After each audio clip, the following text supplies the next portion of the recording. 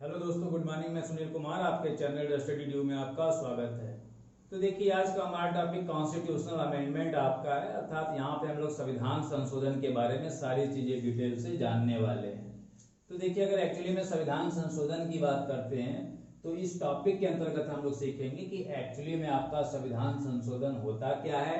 और इसके बाद हम लोग जानेंगे कि आखिर अपने भारतीय संविधान में ऐसी कौन सी परिस्थितियां आपकी व्याप्त हुई थी कि हमें अपने संविधान में संशोधन करने की आवश्यकता महसूस हुई। और इसके बाद हम लोग जानेंगे कि एक्चुअली में जो है कि क्या संविधान संशोधन पहले से हमारे देश के संविधान में सम्मिलित था या फिर इसे हमने किसी अन्य देश के संविधान से ग्रहण किया हुआ है। और इसके बाद जानेंगे कि एक्चुअली में जो है कि अपने इंडियन कॉन्स्टिट्यूशन में किस भाग के अंतर्गत संविधान संशोधन को सम्मिलित किया गया है और किस अनुच्छेद के अंतर्गत जो है कि इसे शामिल किया गया है। और इसके बाद हम लोग जानेंगे कि संविधान संशोधन में कितने प्रकार से संशोधन आपका किया जा सकता है, अर्थात इसके टाइप्स के बारे में हम लोग जो है कि डिटेल से जानेंगे। और देखिए, अब इसके बाद जो है चार्ट मेथड से भी जो है कि यहाँ पे आपको ड्रा करूंगा और एक चार्ट बना करके आपको यहाँ पे सारी चीजें डिटेल से समझाऊंगा। और इसके बाद देखिए, अंत में हम लोग जानेंगे कि संविधान संशोधन के अंतर्गत वर्तमान में जो है कि कौन सा आपका जो है कि संविधान संशोधन किया गया है, ठीक है, उसमें किस बातों को सम्मिलित किया गया है। तो आइए, अगर बात करते हैं अपने इंडियन कॉन्स्टिट्यूशन की बात करते हैं तो देखिए, अपना जो भारतीय संविधान है काफी बड़ा और काफी व्यापक हमारा संविधान होता है। और इस संविधान के अंतर्गत जो है कि समय समय पे जो भी हमारे एक्ट या कानून होते हैं, इसमें समय और परिस्थिति के अनुसार इसमें जो है कि चेंजिंग या परिवर्तन करने की आवश्यकता महसूस होती है। तो इसी जो है कि परिवर्तन या चेंजिंग को हम लोग जो है कि संविधान के माध्यम से संविधान संशोधन के अंतर्गत सम्मिलित करते हैं। और देखिए, जैसा कि पीछे भी मैं आपको बता चुका हूं कि अपने इंडियन कॉन्स्टिट्यूशन अर्थात भारतीय संविधान में कोई भी चीज जब सम्मिलित करनी होती है या फिर संविधान से उसे बाहर निकालना होता है, डिलीट करना होता है, तो उसके लिए जो है कि हमें संविधान संशोधन करना पड़ता है, ठीक है। तो यही कारण उसका होता है कि कुछ आपके एक्ट या जो कानून आपके ये वर्तमान प्रासंगिकता को जो है कि फॉलो नहीं कर पाते हैं, इसलिए जो है कि समय समय पे इस पे चेंजिंग या परिवर्तन करने की आवश्यकता होती है। और इसी को हम लोग संविधान संशोधन के माध्यम से जानते हैं। और देखिए, इसके बाद बात करते हैं तो देखिए, जो संविधान संशोधन था ये पहले हमारे देश के संविधान में सम्मिलित नहीं था। तो इसे हमने जो है कि दक्षिण अफ्रीका के संविधान से ग्रहण किया हुआ है। और वही बात करते हैं कि इसे अपने जो है कि संविधान के भाग 20 के अंतर्गत और अनुच्छेद 368 के अंतर्गत जो है कि जगह दी गई है।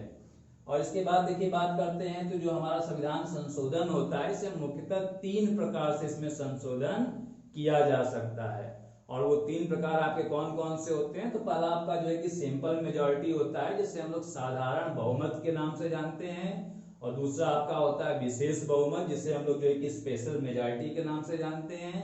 और तीसरा आपका होता है विशेष बहुमत और आधे से अधिक राज्यों का अनुसमर्थन, ठीक है। अर्थात जो है कि आप कह सकते हैं 3 प्रकार के जो है कि संशोधन टाइप के माध्यम से हम लोग जो है कि अपने संविधान में संशोधन कर सकते हैं। इन सारी चीजों को अभी मैं एक चार्ट बनाऊंगा, उसके द्वारा आपको यहाँ पे समझाने का प्रयास करूंगा। तो आइए देखिए, अगर संविधान संशोधन की बात करते हैं तो इसे आपका किस देश के संविधान से लिया गया है, तो इसे आपका साउथ अफ्रीका,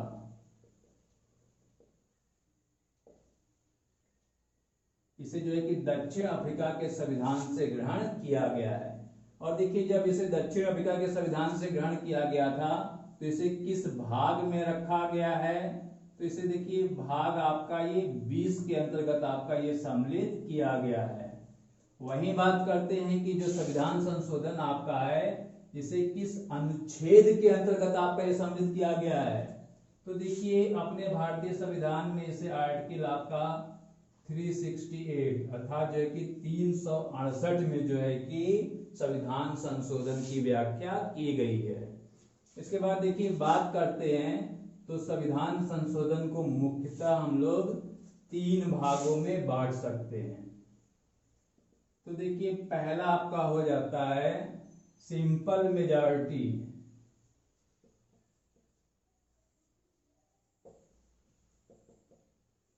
जिसे हम लोग जो है कि साधारण बहुमत के नाम से जानते हैं। तो दोनों ले आप लोग लिख लीजिए, हिंदी और इंग्लिश दोनों आप लोग। अभी देखिए इसकी डिटेल में भी हम लोग आएंगे कि एक्चुअली में आपका जो सिंपल मेजॉरिटी या फिर आपका साधारण बहुमत आपका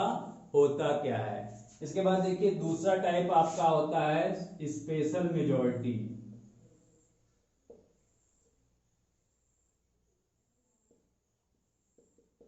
जिसे हम लोग हिंदी में विशेष बहुमत के नाम से जानते हैं, विशेष बहुमत। तो देखिए इसके बाद जो है कि तीसरे प्रकार का टाइप आपका होता है जिसके माध्यम से हम लोग संविधान संशोधन कर सकते हैं। ये आपका होता है स्पेशल मेजॉरिटी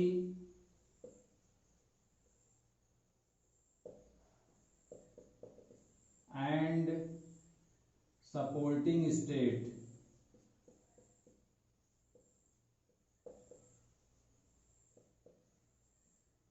देखिए इसको समझने का प्रयास करिए कि जो आपका जो इसे हिंदी में आपका बोलते हैं विशेष बहुमत और आधे से अधिक राज्यों के अनुसमर्थन के द्वारा जो है कि इसमें संशोधन किया जा सकता है।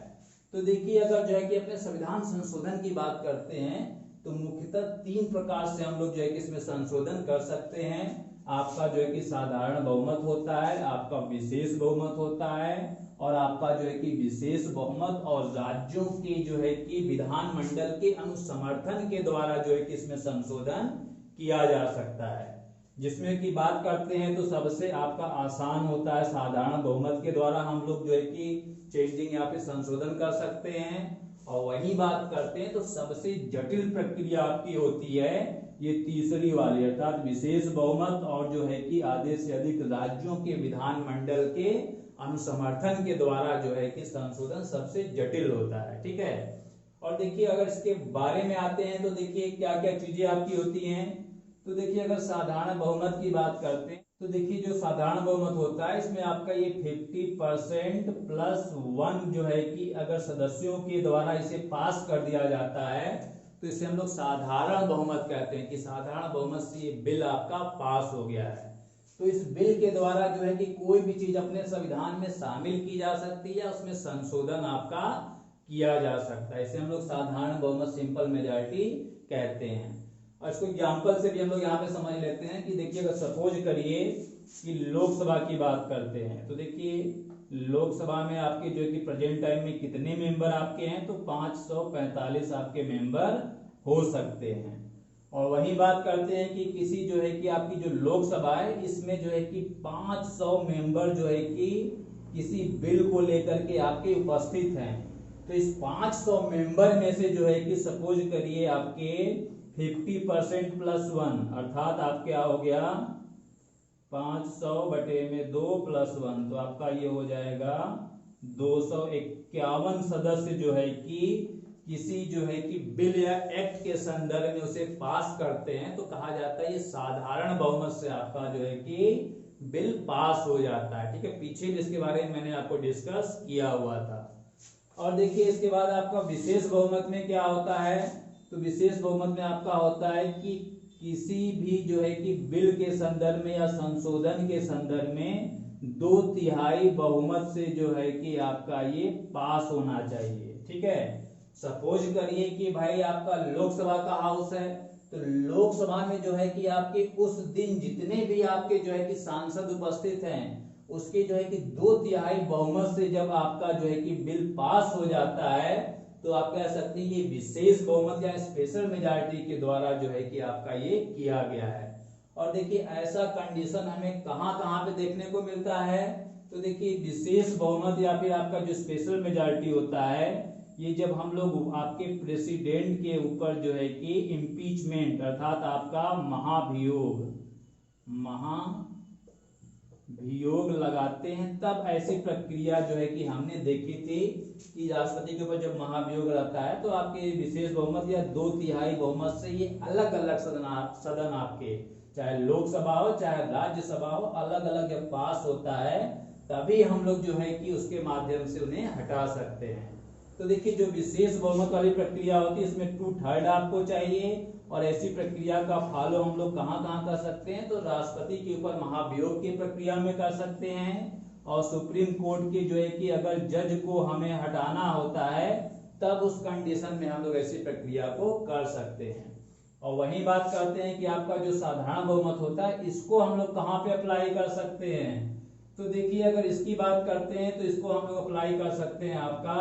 कि सपोज करिए कि नागरिकता के संबंध में आपका जो सिटीजनशिप आपका जो है कि बिल या एक्ट होता है कि सिटीजनशिप के संदर्भ में कोई एक्ट या कोई चेंजिंग या कोई परिवर्तन करना होता है तब हम लोग साधारण बहुमत के द्वारा कर सकते हैं, या फिर किसी जो है कि राज्य के नाम या सीमा या फिर उसके जो है कि क्षेत्र में परिवर्तन करना होता है तब हम लोग साधारण बहुमत के द्वारा जो है कि उसमें चेंजिंग कर सकते हैं। ठीक है, तो देखिए काफी आसान चीज है, इसको आप जो है कि बिल्कुल इजी भाषा में यहाँ पे समझिए कि आपका जो साधारण बहुमत होता है इसमें 50% प्लस 1 की भूमिका होती है, अर्थात जो भी आपका सदन है, चाहे आपका लोकसभा हो चाहे आपका राज्यसभा हो, इसमें जो है कि आपके सदन में जितने भी आपके मेंबर आपके सदस्य उपस्थित होते हैं अगर उसमें से जो है कि 50% प्लस 1 जो है कि आपके सदस्य वोटिंग के द्वारा उसे पास कर देते हैं तो कहा जाता है कि साधारण बहुमत से आपका जो है कि पास हो गया है। जैसे एग्जाम्पल के माध्यम से मैंने समझाया था कि सपोज करिए कि आपके लोकसभा में उस दिन जो है कि आपके 500 सदस्य आपके उपस्थित हैं, अगर जो है कि इसमें से 251 सदस्य आपका जो है कि किसी बिल के संदर्भ में जो है कि बहुमत देते हैं तो आपका कहा जाता है कि साधारण बहुमत से पास हो गया है।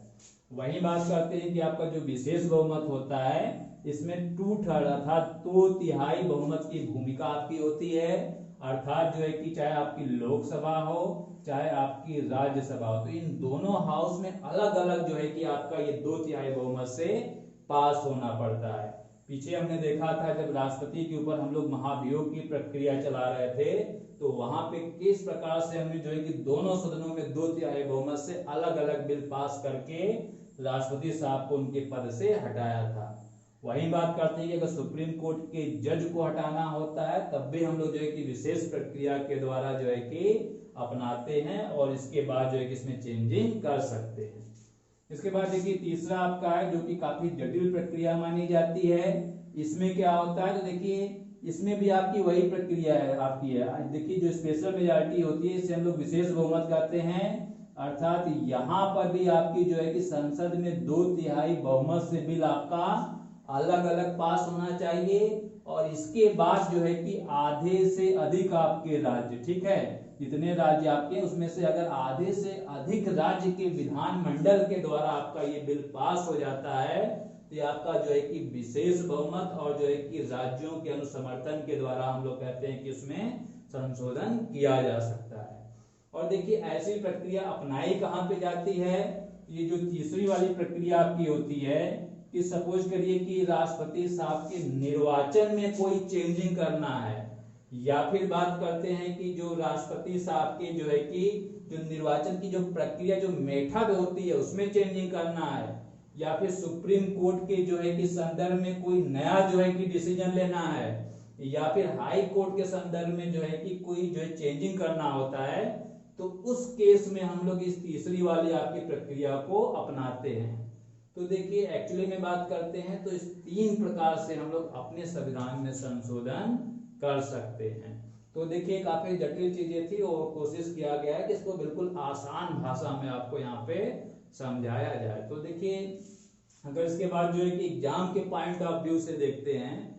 कि इसमें से जो है कि किस टाइप के क्वेश्चन आपके एग्जाम में पूछे गए हैं, तो सीधे आपसे पूछा गया है कि जो संविधान संशोधन है इसे किस देश के संविधान से आपका लिया गया। कई बार क्वेश्चन आपके एग्जाम में बन करके आया हुआ है। इसके बाद आपसे ये भी क्वेश्चन बन के आया हुआ है कि जो संविधान संशोधन है इसे भारतीय संविधान के किस भाग में सम्मिलित किया गया है, तो इसे भाग 20 के अंतर्गत आपका सम्मिलित किया गया है। वहीं इसके बाद आपसे पूछा हुआ है कि आपका जो है कि किस अनुच्छेद के अंतर्गत हम लोग संविधान में संशोधन कर सकते हैं, तो अनुच्छेद 368 के अंतर्गत कर सकते हैं। इसके बाद जो है कि आपसे क्वेश्चन ऐसे भी बन के आता है कि जो आपका भारतीय संविधान आपका इसमें पहला संविधान संशोधन आपका कब किया गया था। तो देखिए अगर अपने भारतीय संविधान की बात करते हैं तो इसमें जो है कि पहला जो है कि संविधान संशोधन आपका फर्स्ट अमेंडमेंट आपका ये 1951 में किया गया था।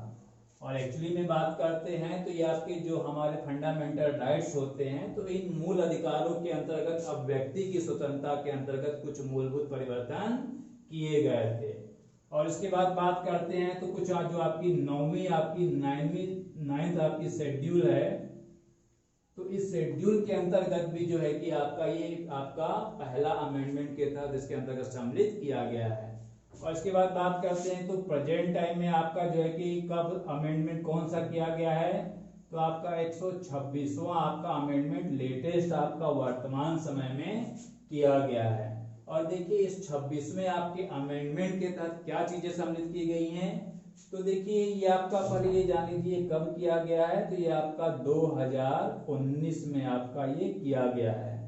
और इसके अंतर्गत आपका जो SC ST आपके हैं, जिसे हम लोग शेड्यूल आपका कास्ट और शेड्यूल टाइप्स के नाम से जानते हैं, तो इसमें आरक्षण के संदर्भ में जो प्रावधान था इसे 10 वर्ष तक बढ़ाने का कार्य आपका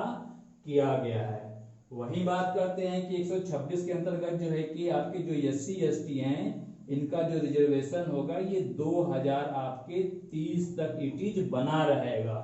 और वहीं बात करते हैं कि इसी अमेंडमेंट के तहत जो हम लोग संसद के अंतर्गत लोकसभा में आपका जो 2 एंग्लो इंडियन को नॉमिनेट करते थे, उनको भी जो है कि यहाँ पे इस अमेंडमेंट के तहत समाप्त करने का भी कार्य किया गया है। ठीक है, अर्थात आप आसान भाषा में कह सकते हैं कि राष्ट्रपति साहब जो है कि जो लोकसभा में 2 एंग्लो इंडियन जो आपके सदस्य होते थे समुदाय के, इनका नॉमिनेशन करते थे राष्ट्रपति साहब, उन्हें जो है कि 126 के अंतर्गत एंग्लो इंडियन के समुदाय के लोगों का कोटा यहाँ से समाप्त कर दिया गया है। ठीक है,